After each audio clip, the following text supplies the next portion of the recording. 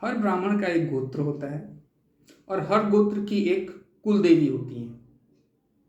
उदाहरण के तौर पे हम कान्यकुब्ज कात्यायन गोत्र से संबंधित हैं, इसलिए हमारी भी एक कुल देवी हैं। हमारी कुल देवी का नाम गार्गी कात्यायनी देवी है। कात्यायनी देवी की पूजा नवरात्र के छठे दिन आद्यशक्ति कात्यायनी रूप में की जाती है। कात्यायनी देवी के मंदिर सारे देश में कई जगहों पर हैं, खासकर उत्तर प्रदेश में। उत्तर प्रदेश में हरदोई जिले के शाहाबाद क्षेत्र में, जहाँ करीब 450-500 गांव हैं, वहाँ पे एक बहुत ही प्राचीन मंदिर है जिसे गार्गी कात्यायनी के मंदिर के नाम से जाना जाता है। और यहाँ पे कात्यायन गोत्र के ब्राह्मण शादी विवाह के बाद अपनी कुल देवी की पूजा करने के लिए इकट्ठा होते हैं। शाहजहांपुर के अलावा और भी कई जगह हैं। हरदोई और शाहजहांपुर के अलावा और भी कई ऐसे क्षेत्र हैं जहां पर गार्गी देवी का मंदिर है। उत्तर प्रदेश के अलावा दिल्ली के छतरपुर में कात्यायनी देवी का मंदिर है। एक बहुत ही प्राचीन शक्तिपीठ आद्यशक्ति कात्यायनी देवी का है जो वृंदावन में स्थित है। कहा जाता है कि यहाँ ब्रजमंडल के अधिष्ठात्री देवी राधा रानी ने श्री कृष्ण को अपने पति के रूप में पाने के लिए आराधना की थी। इसी मंदिर में गोपियों ने श्री कृष्ण को अपने पति के रूप में प्राप्त करने के लिए आराधना की थी।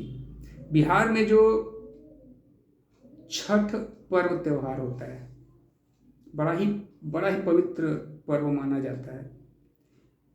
इस पर्व में षष्ठी माता यानी कि छठी माता की पूजा होती है।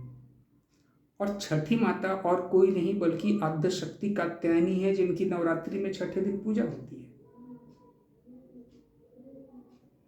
ये गोत्र और कुल देवता बड़े महत्वपूर्ण हैं।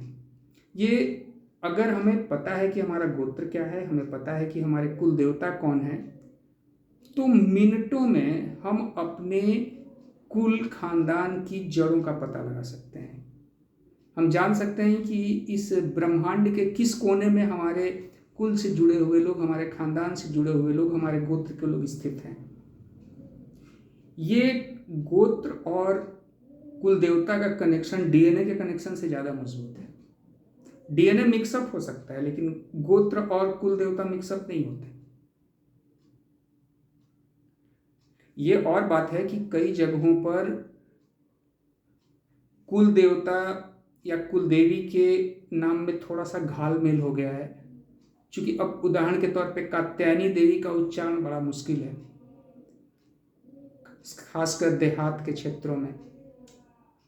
तो लोग कात्यायनी देवी को मानते हैं कि ये देवी दुर्गा का ही एक रूप है, इसलिए कई जगहों पे देवी के अलग अलग नाम से उनकी पूजा करने लगते हैं और कुल देवी का नाम थोड़ा सा परिवर्तित हो जाता है। लेकिन मूल रूप में जो देवी हैं, दुर्गा हो या फिर चंडी हो या फिर कालरात्रि हो, कोई भी नाम हो, देवी वही हैं। और ये जैसा कि आपको पता ही है, हम एक ईश्वरवादी होते हुए बहुईश्वरवादी हैं। देवी एक ही हैं, लेकिन उनकी कई रूपों में हम पूजा करते हैं। यही हमारा एक ईश्वरवाद और बहुईश्वरवाद है। हम परमात्मा की कई रूपों में पूजा करते हैं, इसलिए हम एक ईश्वरवादी भी हैं और हम बहुईश्वरवादी भी हैं। खैर, ये मुद्दा आज का मुद्दा नहीं। आज का मुद्दा ये था कि हम अपने कुल देवता, कुल देवी और अपने गोत्र को अच्छी तरह से पकड़ कर चलें, जिससे कि हमें अपनी जड़ों के बारे में पूरी जानकारी मिलती रहे और हमें ये मालूम हो सके कि हमारे पूर्वज कौन थे, कितने महान थे, हमारा वर्तमान कैसा है और भविष्य में हमें किस रास्ते पे चलना है। हम अपने बच्चों को इसकी पूरी जानकारी दें कि हमारी कुल देवी ये हैं, हमारा गोत्र ये है और हम इस ऋषि परंपरा से संबंधित हैं। अब ऋषि कात्यायन के घर में देवी कात्यायनी अवतरित होती हैं उनकी पुत्री के रूप में,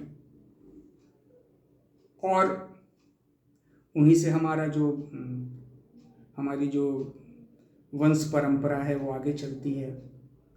ऋषि कात्यायन वस्तुतः विश्वामित्र की परंपरा के ऋषि हैं, इसलिए आप महसूस करेंगे कि जो कात्यायन गोत्र से जुड़े हुए ब्राह्मण हैं, भले ही उनका टाइटल कुछ भी हो, कहीं पे वो मिश्र हैं, पाठक हैं, चौबे हैं, त्रिवेदी हैं, चतुर्वेदी हैं, वाजपेयी हैं, लेकिन उनके अंदर में एक एग्रेशन होता है, गुस्सा होता है, और ये समय समय पर प्रतिस्फुटित होता रहता है। देवी कात्यायनी के पहले स्कंद माता की पूजा होती है, और उनके बाद कालरात्रि की पूजा होती है। तो देवी कात्यायनी में कालरात्रि के भी गुण हैं और स्कंद माता के भी गुण हैं। ये दोनों गुणों को मिलाकर कात्यायनी का स्वरूप विकसित होता है। इसीलिए आप कात्यायन गोत्र के मानने वालों में एक विशिष्ट प्रकार की सौम्यता और एक विशिष्ट प्रकार का एग्रेशन देखते हैं। ये हमारे चरित्र के मूल में है। हम अपने इस चरित्र को भली भांति समझें, और हम कोशिश भी कर लें तो अपने इस चरित्र को बदल नहीं सकते। ये हमारे डीएनए में हजारों वर्षों से चला आ रहा है। तो ये जानने की ज़रूरत है कि सौम्यता और एग्रेशन के बीच में हम संतुलन बना कर रहें, जिससे कि हम अपने परिवार में, अपने समाज में, अपने देश में एक संतुलन स्थापित कर सकें और उसमें कोई सकारात्मक योगदान कर सकें। धन्यवाद।